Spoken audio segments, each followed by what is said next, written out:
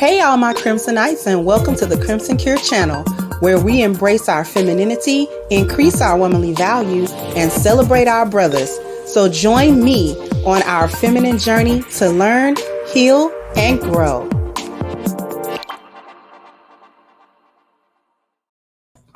Hey there, my Crimsonites, and welcome to the Crimson Cure channel. I'm your hostess, femininity coach, and author of the Crimson Cure, and this is my perspective. And this isn't the first type of video that I've seen where women, it's not just Black women, and women have all of these different degrees. They can show them certificates, all kinds of stuff. And then they complain that they can't find suitable work that they feel is a salary complementary to the education that they have acquired. So here we say, and it's a video, right? So the video doesn't have any sound, but we can see it says Florida woman says she has 6 college degrees but can't find a good job offering her more than $31K per year, which is really bad anyways. So note, she's a single mom of 2 children. She's also caring for her late sister's child. She lives in Central Florida. Her degrees are associates in art, associates in criminal justice, bachelor's in criminal justice, master's in public administration. Now imagine if she had gotten a master's, you see what I'm saying? And a master's in criminal justice. There's another bachelor's degree, unsure of the major.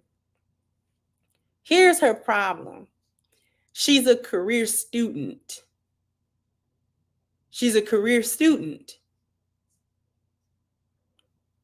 That's her issue.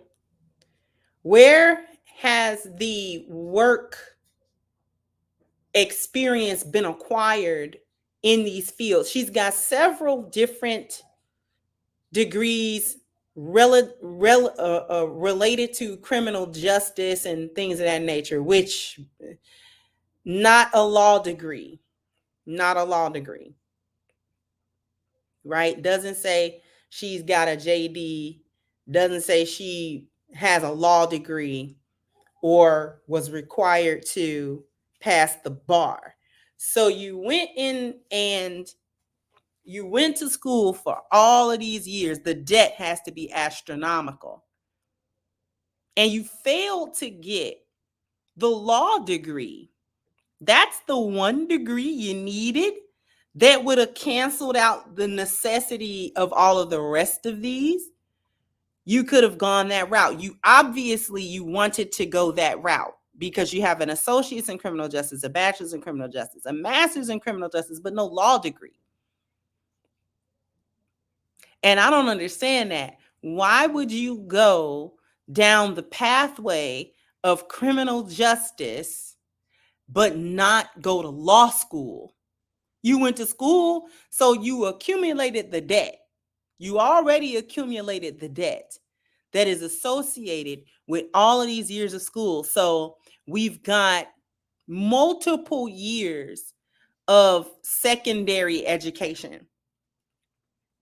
The associates you can get at community college level, but bachelor's, you've got to go to a 4-year degree, a 4-year university in order to obtain a bachelor's.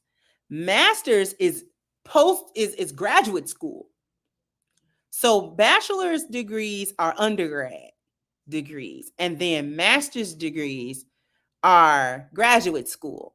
So that's 4 more years minimum to go into a particular industry or to go into a particular education that would lead you to a specific career path. So were you just not competent enough, not driven enough, not disciplined enough to actually go to law school, get your JD, do the bar exam, pass it, and thus get your licensed to practice law. Like you can practice law now. And then you have to work your way from the bottom. I mean, I don't have a law degree, but I'm assuming that what you do is you go and you work for a law firm and you work your way up from there. Basically, you're learning the ropes. You're on a legal team. Might not be the lead attorney on that team, but you're learning. You're going to trial, you're going to court, you're basically getting the on the ground, on the job training that you need, the experience that you actually need by going into these court sessions and proceedings. You understand what I mean? Why didn't you do that? What was with the associates in art? What's the master's in public administration? What does that even mean? Like, what career path were you thinking about when you got a master's in it? Let's take a quick look. What is a master's in public administration? I mean, this is stuff you can get. The thing you want to know, the first thing popped up was Phoenix Online University program.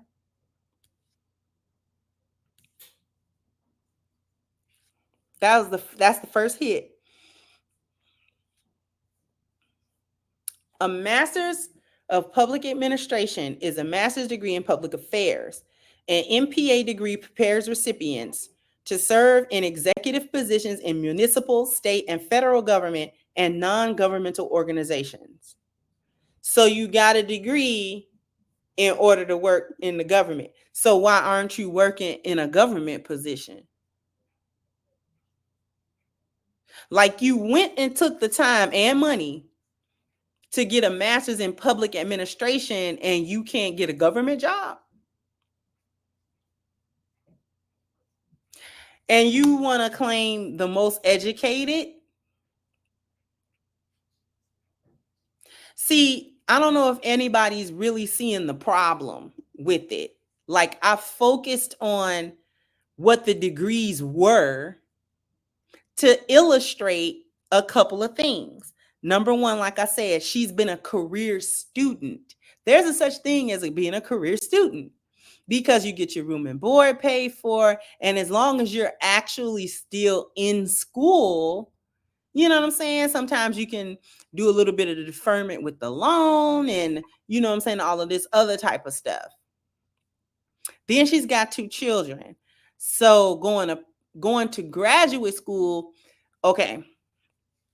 And I don't know if it's changed, but when I went to university and you stayed on campus, you stayed in the undergrad dorms, right? It might have been co-ed, blah, blah, blah, blah. It was just little rooms. It was just a little place to sleep and a little place to study. It wasn't no big deal.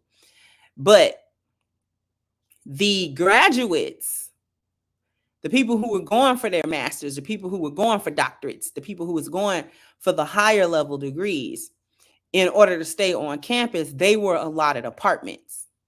Because a lot of times these are people who already graduated, so they're already in their 20s. They probably do have families or children. And so you didn't get the little bitty dorm room, right? You were allotted an apartment, an actual apartment, okay, for yourself, any children that you may have, what have you, okay? So you could get like a 1, 2, or 2 bedroom apartment that was on school campus grounds, okay? On school campus grounds. So we're not talking about something that you have to pay market rent for. This was also within your tuition that you were paying, right? And then this is UIC in the 90s. So I don't know if these universities change the way they do things or what. But I know then I was like, man, those are the graduate buildings.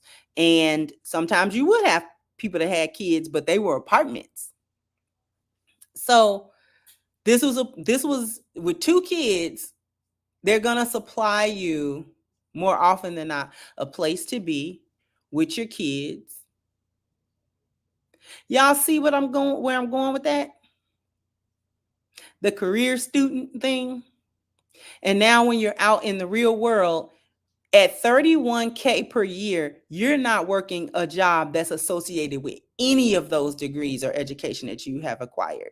You are working a regular old 9 to 5 that you could have got out of high school or out of community college. I mean, you probably went online for some of these degrees.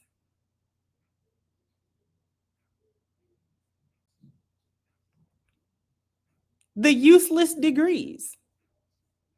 Thinking that this is going to be the pathway to wealth, or the pathway at least to a solid 6-figure salary. But you didn't take even the extra step. Like I said, you didn't even do the law school to try to set yourself up for it. You didn't even do that. Who knows what job you really working at 31K? That's below the average earning of the average worker. So you're earning below average. These are the chicks that want you to be on their level. These are the chicks that get on Kendra G and want a man to make 200K because she's got 6 degrees and he needs to be on her level.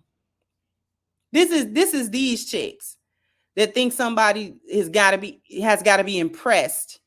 Nobody's impressed with 6 degrees of debt. And it's not good debt, it's bad debt. Student loan debt is bad debt.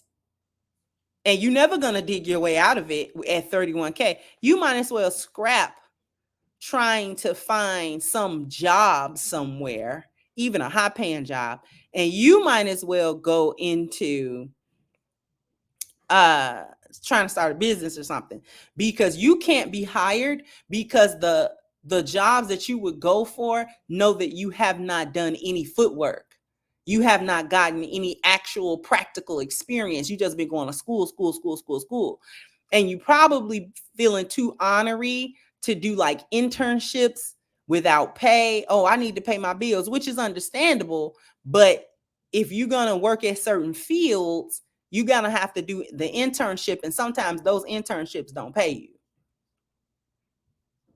But it's there to get the work done. You're basically being an apprentice to somebody that's already working in your field, so that you can understand how it goes. You can utilize that time spent and say that you worked in this field and you have X amount of years of experience to do this. So that's when people who hire you start looking at you more seriously, because, okay, they went to school to garner the education that they needed, but they've also been doing the work for X amount of time, and it's been competent. So we can go ahead and hire you and pay you a such and such rate. This will be your salary. And a lot of times it's according to the experience that you have.